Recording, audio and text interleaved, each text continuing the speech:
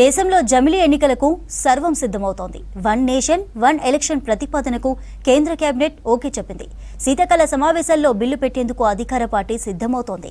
పార్లమెంట్లో బిల్లు ఆమోదం పొందితే లోక్సభ, అసెంబ్లీ ఎన్నికలు ఒకేసారి జరుగుతాయి. ఆ తర్వాత 100 రోజుల్లోనే లోకల్ బాడీ ఎలక్షన్లు నిర్వహించనుంది ఈసీ.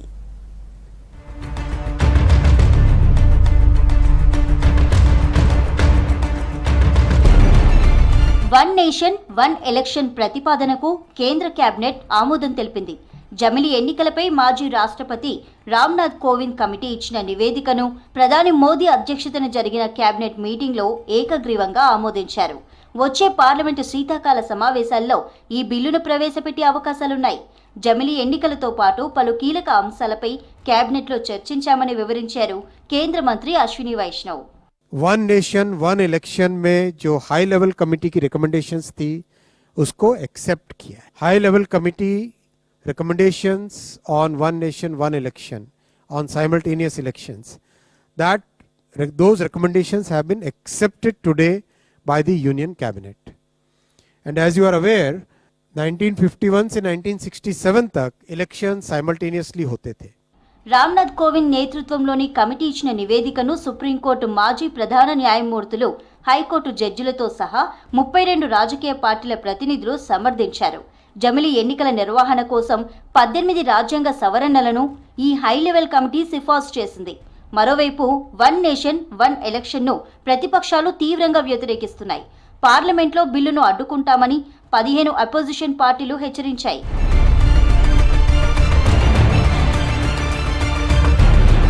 లోక్సభ, అసెంబ్లీ, లోకల్ బాడీలకు 3 దశల్లో ఎన్నికలు నిర్వహిస్తుండటంతో సమయం వృధా అవుతోందని రామ్నాథ్ నేతృత్వంలోని హై లెవెల్ కమిటీ తెలిపింది.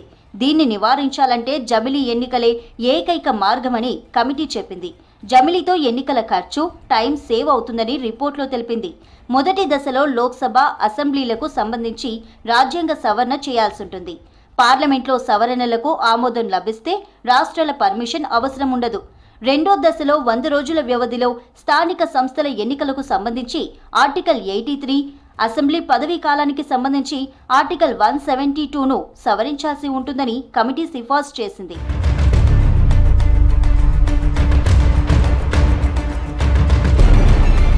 రెండు 2029లో ఏకకాల ఎన్నికలు నిర్వహించాలంటే ఇప్పటి నుంచే ఈ ప్రక్రియ ప్రారంభించాల్సి ఉంటుంది. లోక్సభలో ప్రవేశపెట్టే బిల్లుకు ఆమోదం లభిస్తే జమిలీ ఎన్నికల కోసం అసెంబ్లీలను 2029 కల్లా పదవీ కాలాన్ని ముగుస్తుంది. దీంతో పలు రాష్ట్రాల అసెంబ్లీలు ముందే రద్దవుతాయి. నిరుడు 10 రాష్ట్రాల్లో కొత్త ప్రభుత్వాలు ఏర్పడ్డాయి. ఇందులో తెలంగాణ, హిమాచల్, మేఘాలయ, నాగాలాండ్, కర్ణాటక, త్రిపుర, మిజోరాం, మధ్యప్రదేశ్, ఛత్తీస్గఢ్, రాజస్థాన్ ఉన్నాయి.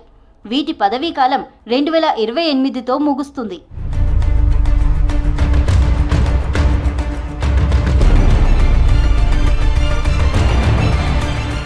2027లో ఎన్నికలు జరిగే యూపీ, పంజాబ్, గుజరాత్ రాష్ట్రాల్లో ప్రభుత్వం 2 ఏళ్లు మాత్రమే ఉంటుంది. బెంగాల్, తమిళనాడు, అస్సాం, కేరళలో 2026లో ఎన్నికలు జరగనున్నాయి. ఈ ఏడాది ఎన్నికలు జరిగిన ఏపీ, అరుణాచల్ ప్రదేశ్, సిక్కిం, ఒడిశా, మహారాష్ట్ర, హర్యానాలకు మాత్రమే 2029 నాటికి జమిలీ ఎన్నికలతో కలిసి రానున్నాయి.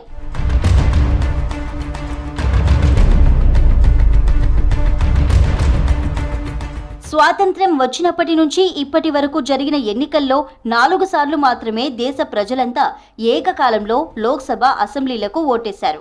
1951, 52, 1957, 1962, 1967 సంవత్సరాల్లో ఒకేసారి ఎన్నికలు జరిగాయి. తర్వాత కొత్త రాష్ట్రాల ఏర్పాటు, పలు రాష్ట్రాల్లో నియోజకవర్గాల పునర్వ్యవస్థీకరణ కారణంగా ఏకకాల ఎన్నికలకు బ్రేక్ పడింది.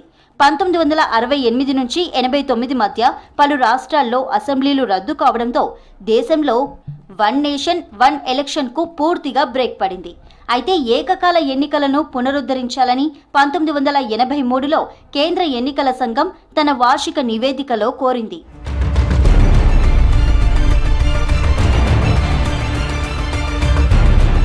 జమిలీ ఎన్నికల కోసం మాజీ రాష్ట్రపతి రామ్నాథ్ కోవింద్ నేతృత్వంలోని హై లెవెల్ కమిటీ ప్రధానంగా 6 సిఫార్సులు చేసింది. ఇందులో 1951, 1967 మధ్య ఏకకాలంలో ఎన్నికలు జరిగాయని గుర్తు చేసింది. అలాగే 1999లో జరిగిన 179వ రిపోర్ట్లో లా కమిషన్ 5 ఏండ్లలో లోక్సభ అన్ని రాష్ట్రాల అసెంబ్లీలకు ఒకేసారి ఎలక్షన్లు నిర్వహించాలని సూచించినట్లు తెలిపింది. 2015 పార్లమెంటరీ కమిటీ 79 నివేదికలో 2 దశల్లో ఏకకాల ఎన్నికలకు సంబంధించిన సిఫార్సులు చేసిందని చెప్పింది. ప్రస్తుతం ఈ హై లెవెల్ కమిటీ రాజకీయ పార్టీలు, భాగస్వాములు, నిపుణులు, మేధావులతో చర్చించి ఏకకాల ఎన్నికలకు మొగ్గు చూపినట్లు వెల్లడించింది. నివేదిక ఆన్లైన్లో అందుబాటులో ఉందని, దేశంలో ఏకకాల ఎన్నికలకు విస్తృతమైన మద్దతు ఉందని వివరించింది.